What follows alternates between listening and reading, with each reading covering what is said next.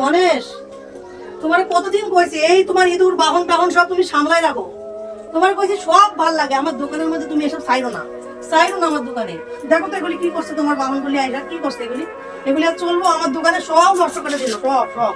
দেখো তুমি, দেখো দেখো এসে দেখো, দেখো এই গামছাগুলো চলবো, দেখো দেখো দেখো, তোমার বাহনগুলোকে সামলাই রাখতে পারো না। এই দেখো, এ রাম, দেখো দেখো কি করলো, দেখো দেখো তুমি দেখো, দেখো প্লাস্টিক প্লাস্টিক সব বের হয়েছে। এ বাবা, তোমার বাহন তুমি আমার ওই ঘরে রাখো, আমার দোকানে রাখো না, কতবার কইছি। ঠিক সব কাটতে দিছে রে। ঠিক ঠিক,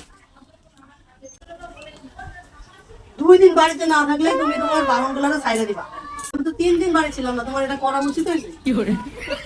তোমার কাছে আমি মাপ চাই, আমি আর বাড়িতে যাবো না, তুমি আমার সব জিনিস ঠিক করে দেবো। এটাও কাটতে দিছে, দেখো দেখো দেখো আমি কি করে রয়েছি, দেখো এটাও কাটতে দিছে, দেখো দেখছো, দেখো চারিদিকে দেখো। আমি কি করবো? তোমার বাহনগুলো একটুখানি সামনে রাখলেই হয়।